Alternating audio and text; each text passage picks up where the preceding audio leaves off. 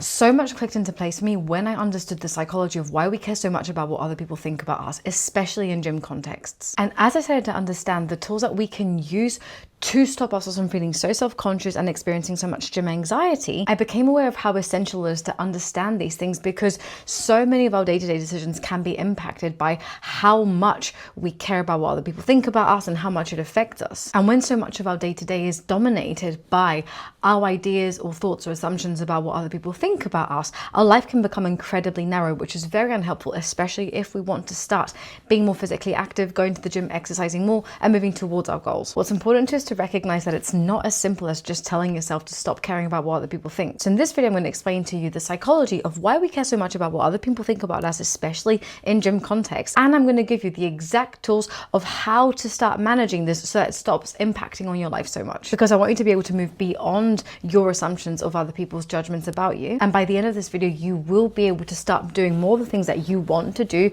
without caring so much about what other people think about you or what your mind thinks that other people might be thinking about you. But before I do that, for those of you who don't know me, my name is Clara. I'm a chartered psychologist, a healthcare professions council registered sport and exercise psychologist, and I work as a fitness coach too, helping people just like yourself overcome their anxiety of exercising, of going into the gym, of occupying certain spaces, so they can finally start to take steps towards their goals, towards living a life that is more meaningful, more fulfilling, a life in which they feel like they can be their healthy, their best, their most joyous selves. And when it comes to caring about what other people think about us, the first thing that we need to understand is, why does this happen? What is the psychology of why our minds care so much about other people's perceptions of us? Well, what we need to remember is that when we evolved as a species, as humans, throughout human evolution, we evolved to be in groups of like 70 to 100 people when we were living in caves. What this meant is that during those crucial years of our own evolution as a species, our survival was completely and utterly dependent on other people. We depended on others for securing shelter, for taking care of us, for taking care of our offspring,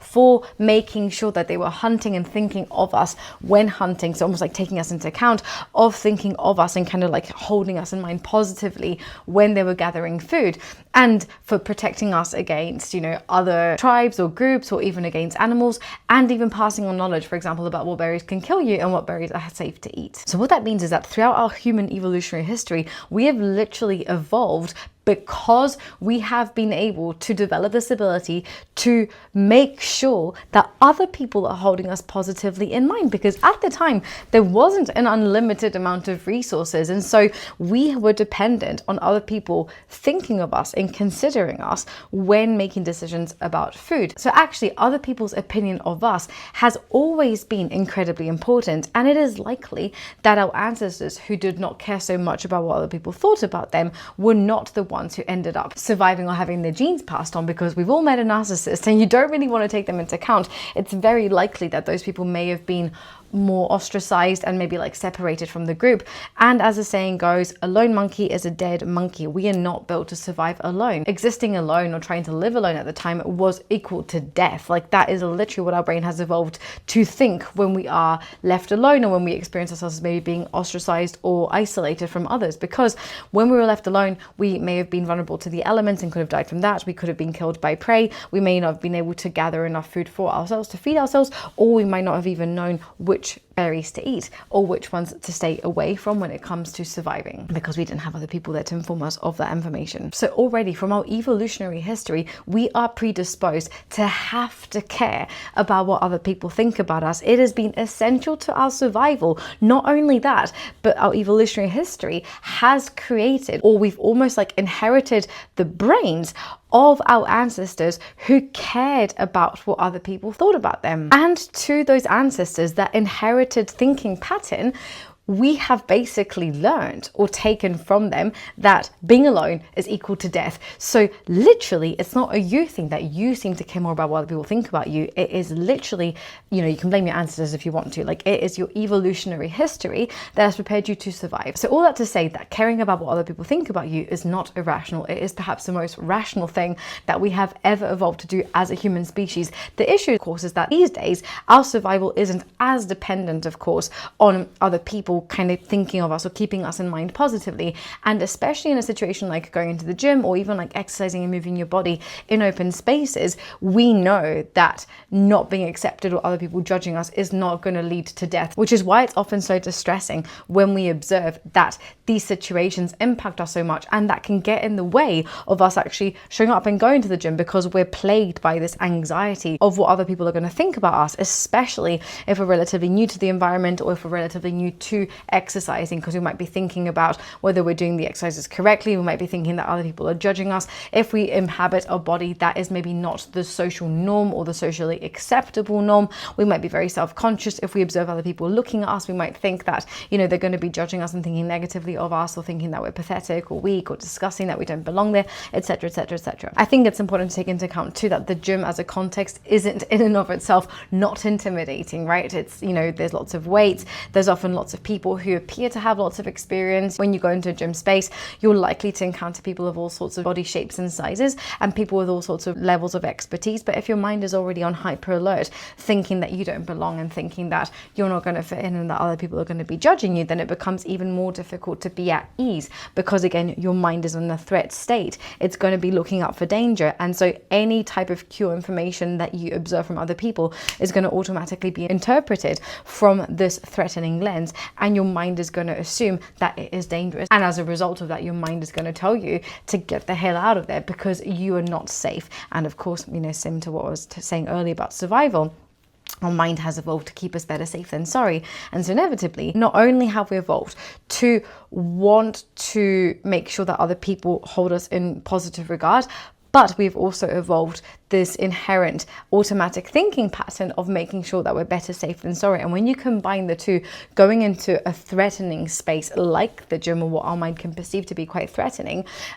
where the threat itself is coming from people and people's potential to ostracize us, that makes it incredibly difficult, and it makes it completely understandable that we would experience gym anxiety and find ourselves excessively perhaps preoccupied by what other people might think of us in the gym, so much so that it starts to get in the way of us even being able to work out in the first place, you know, actually walk through the gym doors or enjoy a workout to the full extent without being completely overwhelmed by thoughts about what other people are thinking about us. It might even lead to going to the gym at ridiculous hours to avoid other people, and in general just leading to behaviors that maybe aren't super helpful long term. It goes without saying too that as well as having a biological and an evolutionary underpinning as to why we care about what other people think and why our mind might interpret gym settings as a potential threat, our own psychology and our own lived experiences are also likely to contribute to that anxiety being higher, or us caring more about what other people think. So for example, if we have been exposed to criticism from peers or to exclusion from peers, for example, if we've been bullied in childhood or later in life, if people have made remarks about our body, our appearance, or anything like that, it is completely and utterly understandable that we would find ourselves being very stressed and being very anxious, very self-conscious when occupying a space like the gym, where we are literally going in there with the intention perhaps, or the assumed intention, of changing the way that we look or changing something about ourselves in our lives, our health, our fitness, whatever that might be. When that sort of experience, for example, if you've been bullied in PE, if that's an experience that's come up for you throughout your life, then again, it makes sense that you would feel that level of gym anxiety and self-consciousness when going into that space. So again, it's that reminder that having gym anxiety, caring about what other people think about you in the gym, and just more broadly caring about what other people think about you, makes sense in context. Now, I get very annoyed with people and generally fitness coaches when they start telling their clients things like, don't worry about in the gym, like no one cares about what you're doing, everyone's in their own little world, like no one's going to be judging you, as if it was so easy to just stop your brain from thinking and stop your brain from worrying about something that it's interpreting as a threat. Like I said, it's completely irrational to be worried about these things, and so not caring about what other people might think about you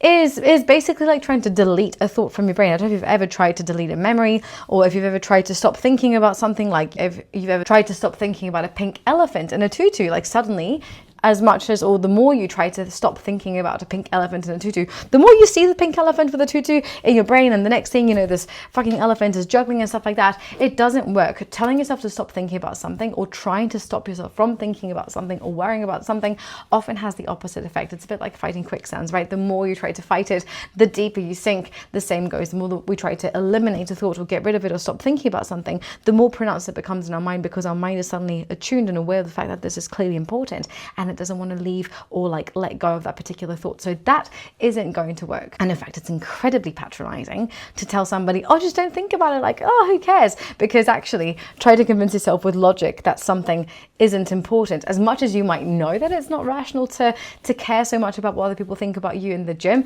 if it feels scary, you don't need to convince your prefrontal cortex that it's irrational. You need to make sure that your amygdala feels or allows you to feel safe in that space to be able to overcome or to be able to sit with and, you know, be flexibly in the presence of that gym anxiety and that fear of what other people might think about you. So when it comes to actually overcoming these thoughts, the gym anxiety, the caring about what other people think about you, the solutions that we have available to us and the tools that we want to develop are the tools of detachment or diffusion and the ability to reassure ourselves in the presence of those difficult thoughts and realize that our behavior does not need to be dictated by our thoughts, that our thoughts and our behavior can be completely distinct experiences. So what does this mean and how do you do this? Let's just suppose that you've been really struggling with gym anxiety, and maybe that shows up in that every time that you tell yourself that you're going to go to the gym, you get yourself ready, but something paralyzes you and stops you from even leaving the house. Or maybe you drive up to the gym and you're unable to leave the car. Or maybe you walk through the gym doors with the intention of going into the weight section,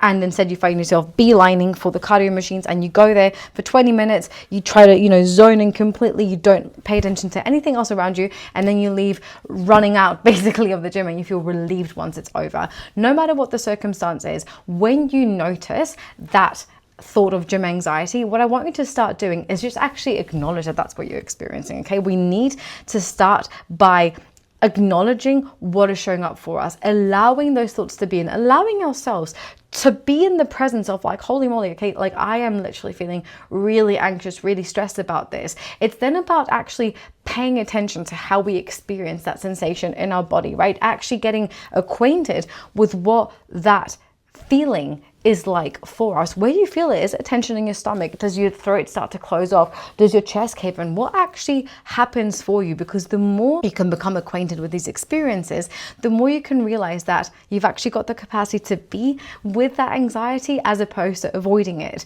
and always trying to escape from it and remove it, right? Like what we need to do is the opposite, is start to acknowledge that actual experience as it's showing up. And the next thing we need to do is validate that experience for ourselves, rather than being like, oh, I know I'm being irrational. Oh my God, I know I shouldn't care so much about what other people think. No, validate that experience for yourself. This is normal. It makes sense in context. Come back to this video. Remember, your ancestors evolved and have passed on this thinking pattern of being better safe than sorry, and that a lone monkey is a dead monkey. Being acceptable in the eyes of others is essential to who we are as human. And so allow those types of thoughts to come into your mind to validate your own personal experience and go, this is normal. I am anxious for a very good reason. My brain knows that other people thinking positively of me is something that is important. And then acknowledge and allow yourself to validate maybe previous experiences that have happened to you, maybe things that have contributed to the gym being a relatively threatening space for you, or your body and movement being a threatening space for you, other people looking at you being a threatening experience for you. Allow yourself to validate the experiences that you've had that have led up until this point, and allow yourself to go, yep, this makes sense. It makes sense that I am feeling anxious. I don't like it. I wish it wasn't this way, but it makes sense. Validate your own experiences for yourself. Stop insulting yourself and trying to dismiss it and trying to match up like, oh, but I shouldn't care about this, because that's not going to help anybody. And it sure as hell is not going to help you do more of the things that you want to be doing. What we then need to start thinking about is the intention of that thought.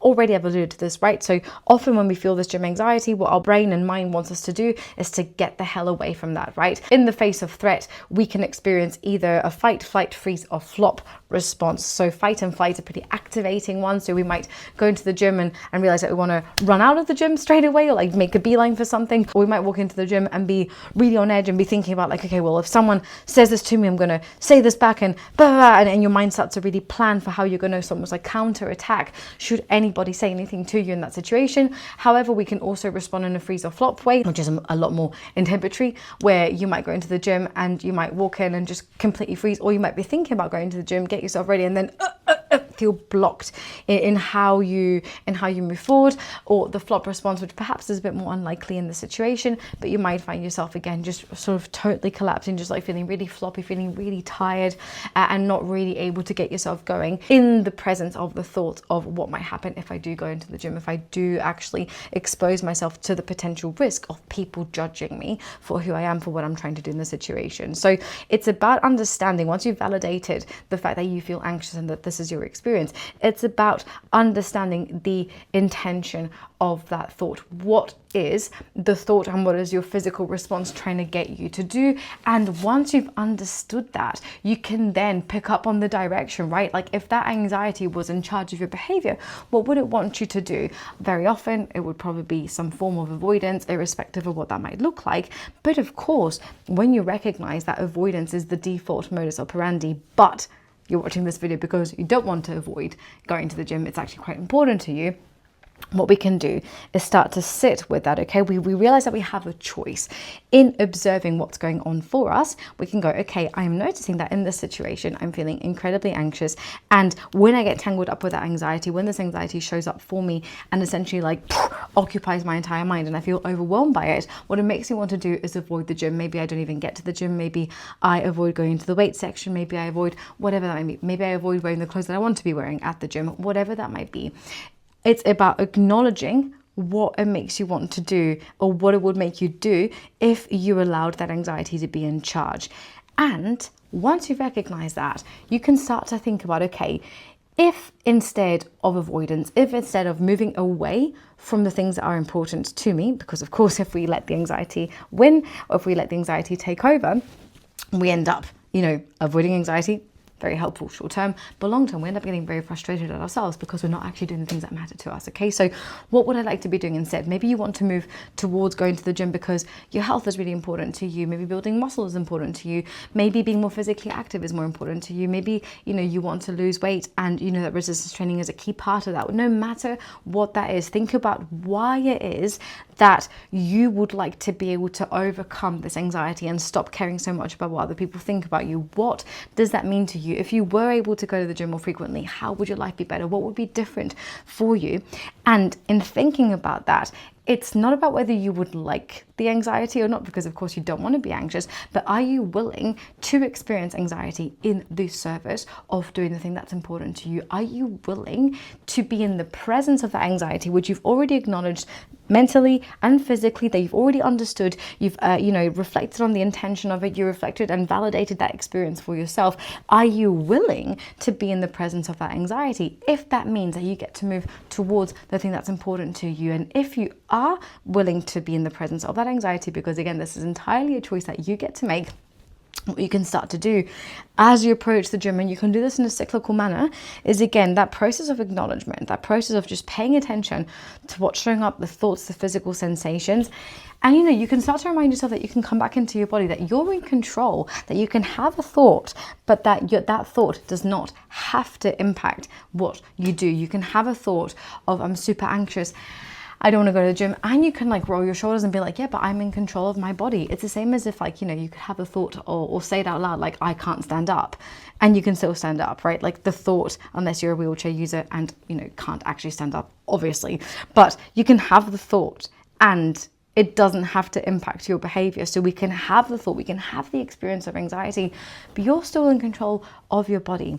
And one thing that you can do, just as you continue to acknowledge and come back into your body, is take a look of the environment. It's a really practical and easy way to, biohack your anxiety, because when we're in a threatened state, our attention narrows, right? If you're running away from a lion, you're not going to know what fucking leaves or bushes you're running through. You're just going to beeline. But if you're walking around the savannah, you might actually, take a look around and be like, oh, that's really pretty. And what about this species? And la, la, la, la. So a very practical way to get ourselves out of that anxiety is actually to just look around the environment as if we were seeing it for the first time in our lives. And it could be that we look all the way around. If you're in a gym setting, that might be a bit uncomfortable. So you can even drop your gaze and look at the gym floor. You can even, pay attention to your hands and just really take your hands in as if it was the first time that you were seeing them. So doing something to take in the environment around you. As you've acknowledged the thoughts that you're having, the sensations that you're experiencing, as you kind of recognize that you're still in control of your body, that the anxiety makes you want to do something, but that you have control. You can have a thought, not be had by the thought. That process, plus looking around, taking that environment in, is going to help you essentially anchor yourself in the situation.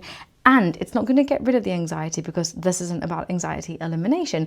This is about being in the presence of the anxiety and still doing the thing that's important to you. Because like I said, we can't stop caring about what other people think about us, But we can learn to sit with the potential threat of what other people might think about us and still do the thing that matters. And odds are that the more we're able to do the thing that's important to us while contending with the potential threat of what other people might think and the potential threat of, other people's opinions and other people's judgments, the more we're able to do the thing that matters while acknowledging that those thoughts could be real, the less impact they start to have, the less impact they have on our behavior, the less our mind is hyper attuned to them. And gradually, I don't have a magic wand, but I would bet that the worry that your mind has about what other people think about you and that gym anxiety will decrease over time. So this is about doing the thing that matters and developing the skills to be able to be in the presence of the fear, of the anxiety, validating it, not dismissing it, acknowledging it, that it makes a ton of sense, but being able to have the tools to be in the presence of those thoughts.